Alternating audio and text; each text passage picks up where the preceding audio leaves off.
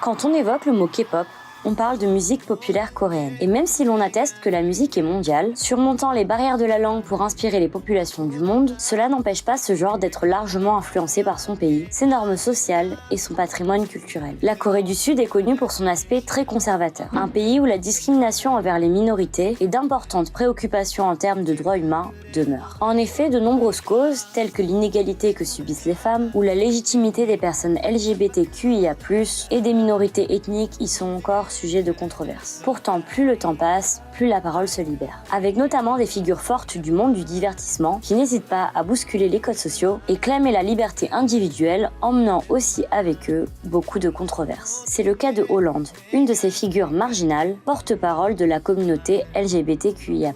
Et nous allons nous intéresser plus en détail à son histoire.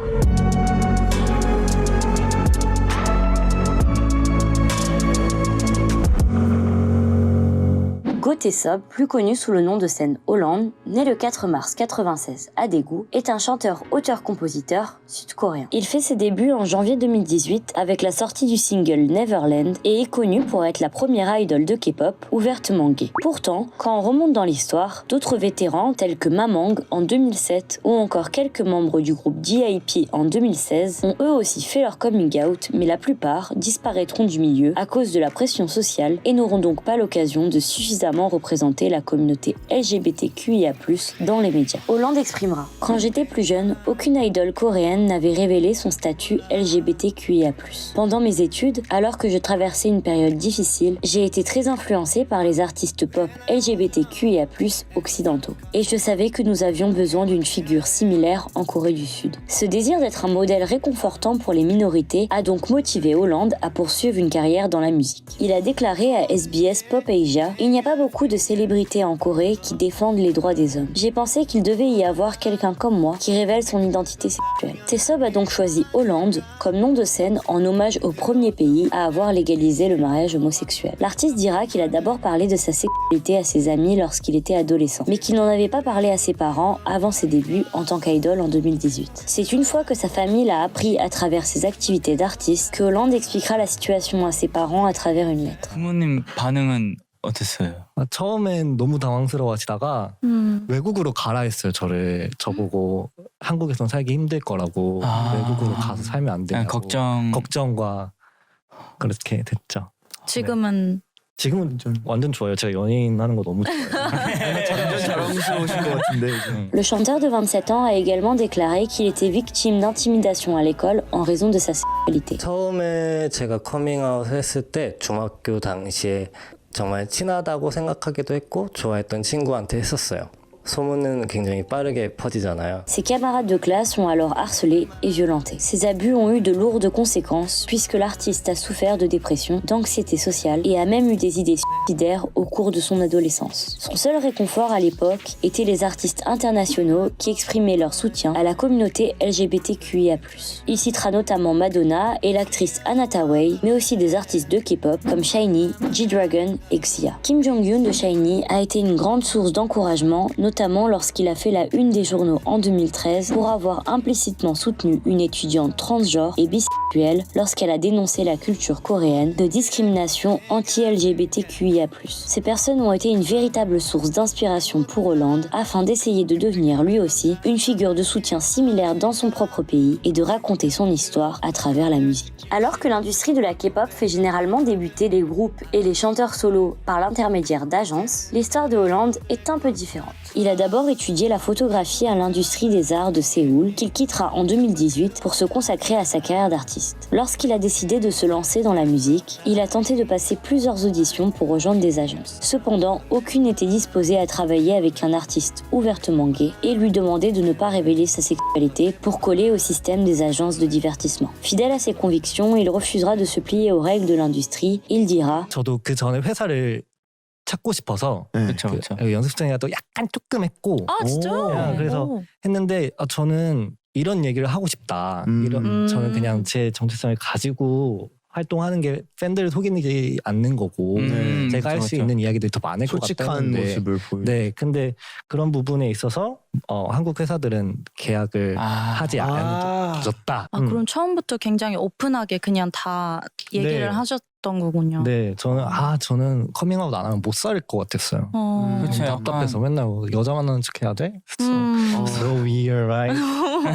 Hollande a donc occupé 2 emplois à temps partiel pendant 2 ans afin de financer son propre premier single sans qu'aucune agence ne le soutienne. Son travail a porté ses fruits lorsqu'il a dévoilé le titre Neverland le 21 janvier 2018.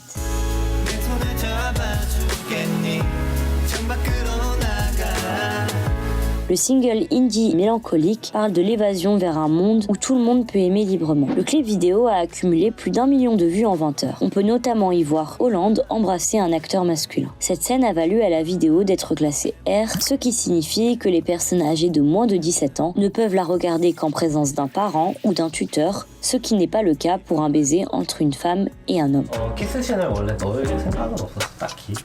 감독님이랑 이렇게 제작 과정에서 동성 간의 키스신은 19금이 나와서 안 된다는 거야. 내가 진짜 예쁘게 찍어서 이게 왜 사람들한테 19금인지 납득이 안 될 것 같으니까 뭔가 반항심이 들어서 한번 보여줘야겠다. Neverland a aussi attiré l'attention d'un pasteur évangélique en Corée qui a mis en garde sa congrégation contre la capacité de la K-pop à propager des tendances, en l'occurrence l'homosexualité. Le pasteur commentait le fait que 10 millions de personnes avaient vu 2 hommes gays dans une vidéo et déclarait que cela ne devait pas se produire. Honnêtement, j'ai trouvé que ce n'était pas cool. En même temps, c'est devenu une raison supplémentaire pour laquelle je dois faire ce que je veux faire. L'artiste est revenu le 6 juin avec son nouveau single I'm Not Afraid qui présente aussi une scène de baiser entre 2 personnes du même sexe. N'étant pas du genre à mâcher ses mots, il a critiqué YouTube pour le classement R homophobe. Franchement, je ne pense pas que la scène de baiser de mon clip soit aussi stimulante que celle d'autres clips hétérosexuels. Je pense juste que les baisers homosexuels sont discriminés. Malgré cette restriction, I'm Not Afraid a atteint 1 million de vues sur YouTube moins de 24 heures après sa sortie. Hollande explique que cette chanson résume particulièrement bien ses inquiétudes face à la perception du public et à l'image donnée par les médias vis-à-vis de ses convictions. Le 6 septembre, Hollande a lancé une campagne de crowdfunding pour financer son premier mini-album. Il a récolté $40 000 américains au cours des premières 24 heures. C'est le 19 mars 2019 que son EP éponyme Holland et les titres Narcy et Up sont dévoilés sur les réseaux sociaux. La vidéo de Narcy suit cinématographiquement l'histoire d'une relation homosexuelle qui s'effrite, révélant une représentation plus nuancée de l'amour queer que celle qui figurait auparavant dans Neverland. Hollande dira « J'ai commencé à prendre ma vie en main. Je me rappelle toujours que j'ai de la valeur et je dis toujours à mes fans que j'espère qu'ils pourront eux aussi vivre comme ça. » Le 1er novembre 2019, l'artiste a annoncé sa première tournée, Hollande Invitation from Neverland, en collaboration avec My Music Taste, où les fans ont pu choisir les lieux de déroulement du concert. Il s'est notamment rendu dans 5 villes d'Europe. La tournée a été un grand succès, faisant salle comble pour toutes les dates. Son autre seule présentation internationale a eu lieu en 2022 lors de la journée K-pop Mike de Londres, où il a été l'un des artistes les plus emblématiques et marquants. Plusieurs mois après avoir sorti son premier mini-album, Hollande a commencé à teaser son prochain single, Love You Better.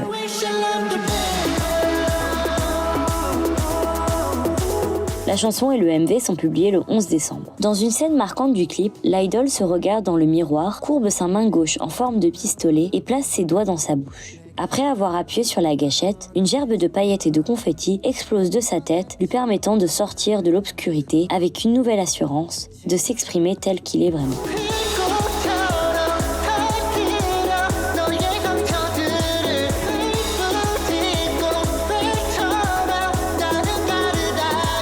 L'artiste s'exprimera. Cette scène n'était pas censée représenter le suicide. C'est une scène que j'ai utilisée pour symboliser la mort de l'ancien Hollande et sa renaissance. Le message principal de Love You Better est de montrer la transformation qui se produit lorsque l'on s'aime soi-même. En 2019, il a participé aux OST pour les K-dramas BL comme Day by Day pour Oh My Assistant et Ocean Likes Me pour le drama du même titre dans lequel il a lui-même joué. Il a également décroché un rôle secondaire dans le K-drama BL Roommates of Punduk 304. Hollande reviendra avec son nouveau single Number Boy le 30 mars 2023.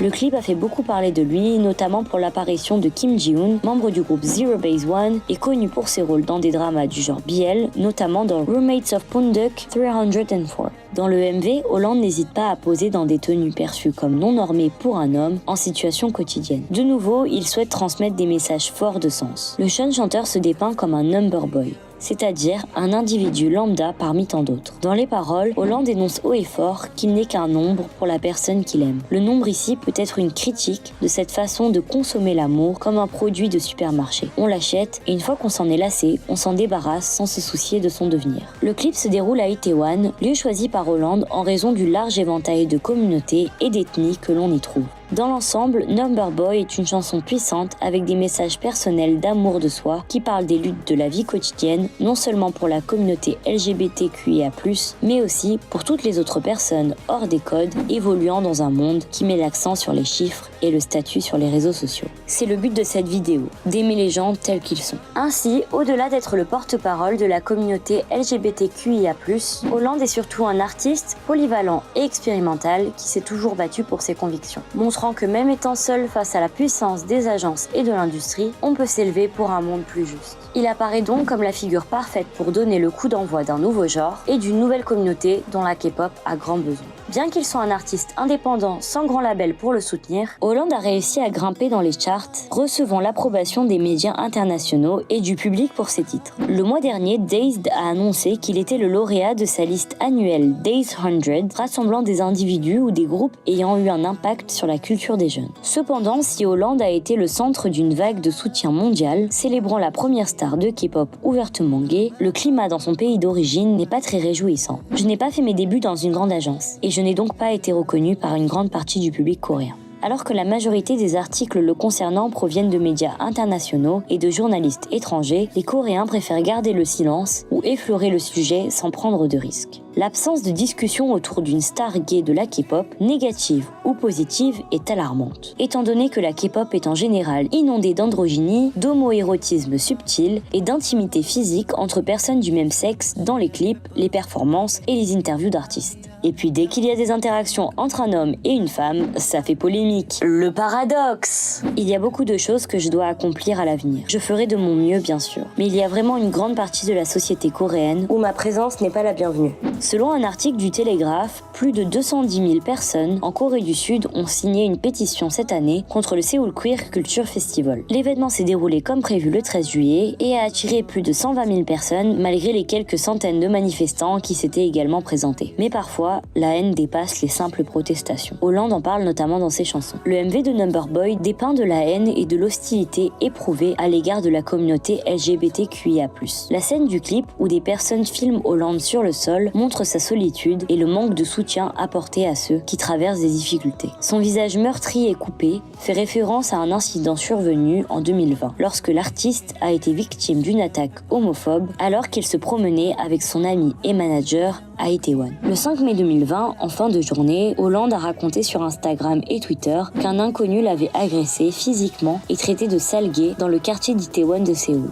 Comme on peut le lire sur Instagram, mon ami et mon manager étaient avec moi et cet homme a commencé à m'insulter parce que j'étais gay. Il a donc essayé de se battre avec moi et de m'attaquer. Mon manager me défendait désespérément et essayait de l'arrêter. Mais il ne l'a pas fait et a continué à me frapper. Après m'avoir attaqué, il s'est enfui et semblait avoir disparu. Mais alors que nous signalons l'incident au poste de police, il a été arrêté pour entrave à la circulation. J'ai donc signalé que c'était lui qui m'avait frappé et il a été immédiatement incarcéré. Il a plaidé coupable pour toutes les accusations que nous avions portées sur l'agression. Il y avait une vidéo de mon ami qui le filmait, nous avions donc des preuves tangibles. 대다수의 LGBTQ 커뮤니티 사람들은 여전히 광범위한 차별에 직면하고 있습니다.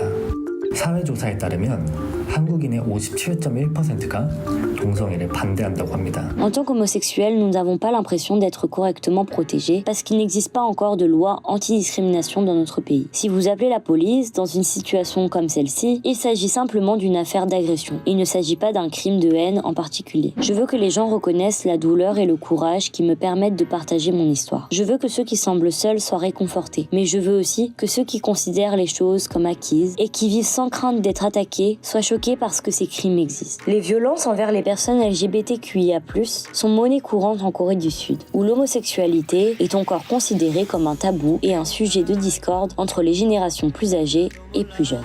Des lois antidiscrimination protégeant les personnes LGBTQIA+, ont été introduites, mais elles sont bloquées par les tribunaux coréens depuis des années, bien qu'une majorité soit aujourd'hui favorable à l'adoption de telles protections. Hollande n'a que 27 ans, mais il porte sur ses épaules le poids de la représentation de toute une communauté. En tant que première et unique idol de K-pop ouvertement gay, tous les regards sont tournés vers lui. Sa responsabilité est telle qu'il doit faire maintenant attention à ses moindres faits et gestes qui peuvent devenir très vite une représentation influente de la communauté LGBTQIA+, en Corée du Sud. Toutes mes activités, tous mes goûts et toutes mes décisions peuvent être présentées comme s'ils découlaient de mon identité homosexuelle. Je ne veux pas créer une perception tragique ou stéréotypée autour de l'homosexualité. Ne pas être accepté par l'industrie de la K-pop a été difficile à endurer. Comme en témoigne l'absence de promotion ou d'invitation à des émissions télévisées populaires. Mais cela n'a pas arrêté Holland pour autant, car l'industrie internationale du divertissement compense largement cette lacune. L'artiste a collaboré avec des marques telles que Gucci et Burberry et a défilé pour Coach lors de la Fashion Week de New York 2023. Holland a également joué dans le K-drama BL Oceans Likes Me, tout en figurant sur le Rolling Stones Korea et en se produisant sur des grandes scènes au Royaume-Uni. Depuis, le musicien s'est constitué une fanbase mondiale d'auditeurs appelée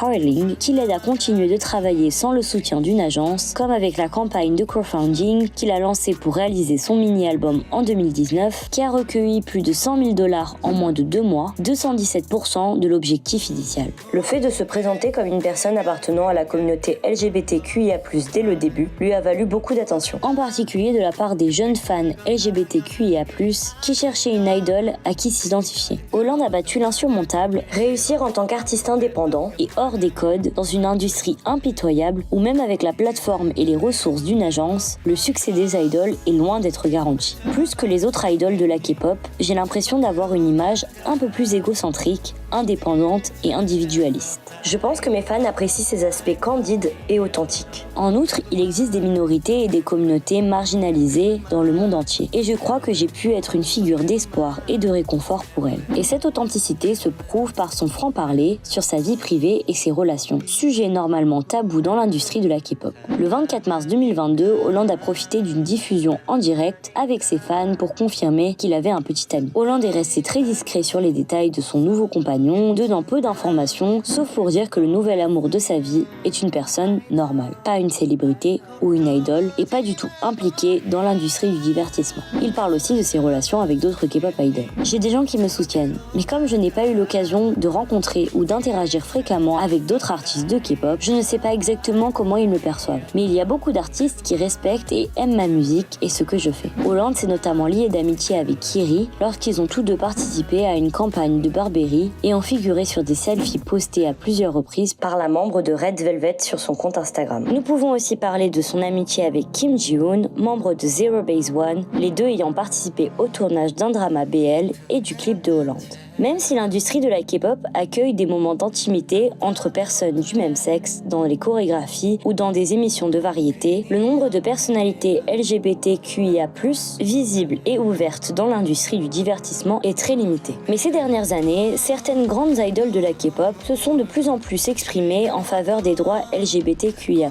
Parmi ces quelques personnalités qui travaillent toujours aujourd'hui, nous pouvons citer le chanteur coréano-américain de R&B Marshall, l'artiste transgenre Haritsu, l'animateur TV Hong Sok-chun ou encore le rappeur Akinas. Holland estime que sa présence sur la scène de la K-pop a certainement suscité un débat plus positif sur la communauté LGBTQIA+, parmi les jeunes coréens, mais qu'il reste encore beaucoup à faire. S'il inclut des baisers et des relations entre personnes du même sexe dans ses MV, c'est parce qu'il veut faire un pas vers la normalisation de l'homosexualité dans la culture pop. Et dans un sens, la normalisation a déjà commencé grâce à de nombreuses K-pop idols qui soutiennent ouvertement la communauté LGBTQIA+, et ont osé aller à contre-courant en utilisant leur influence pour défendre courageusement ses droits.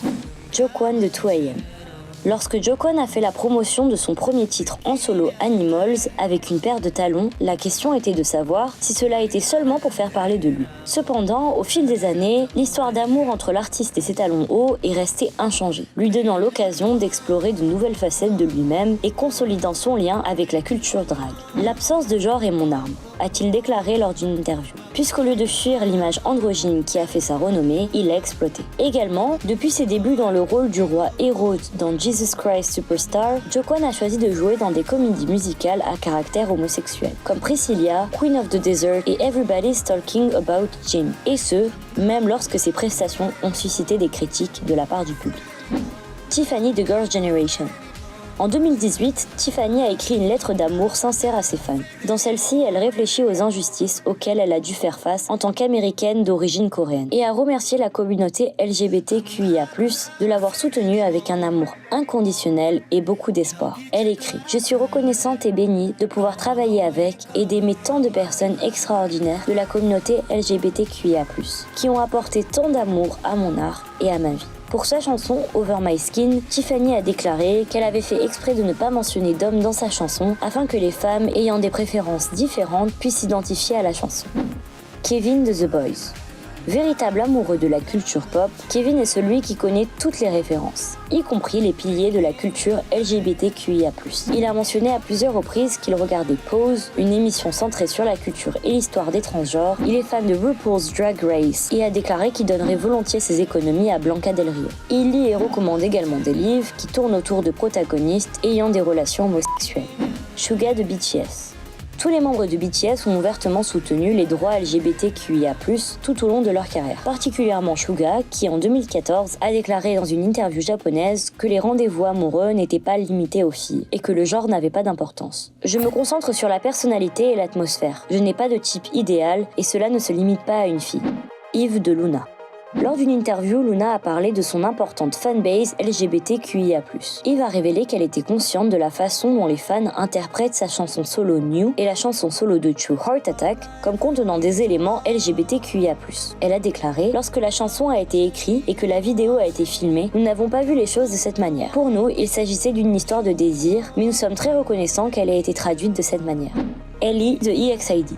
En 2019, Lee a été repérée en train de se rendre dans un bar gay avec ses amis 2 fois en un mois. À une occasion, elle est allée célébrer l'anniversaire de son amie drag queen. Une autre de ses amies, qui se trouve être une femme transgenre, a partagé une vidéo de Lee dansant sur la chanson I Love You de EXID dans un club gay appelé Trunk Soul. Et cela n'est qu'une poignée de ceux qui portent un regard nouveau sur la communauté LGBTQIA+, en Corée du Sud. Ainsi, malgré une progression lente et fragmentée, la normalisation de certaines causes en Corée du Sud prend de l'élan. Et c'est grâce à toutes ces minorités qui ont le courage de prendre la parole et de transmettre des valeurs d'amour de soi et d'amour de l'autre pour un monde plus juste envers tout le monde. En 2020, quoi qu'il arrive, je veux m'efforcer d'être reconnaissant pour toutes les choses qui arrivent, qu'elles soient bonnes ou mauvaises. Je m'efforcerai de vivre avec un état d'esprit plus positif. Je veux aussi sortir un album complet. Mon objectif est d'y travailler très dur, au mieux de mes capacités, afin qu'il réponde à mes propres critères. J'ai beaucoup d'ambition, mais je veux me lancer des défis dans de nombreux domaines. Je veux m'essayer au métier d'acteur, donner une conférence TED, améliorer mon anglais et faire de la promotion dans de nombreux pays. À long terme, j'aimerais que les gens se souviennent de moi.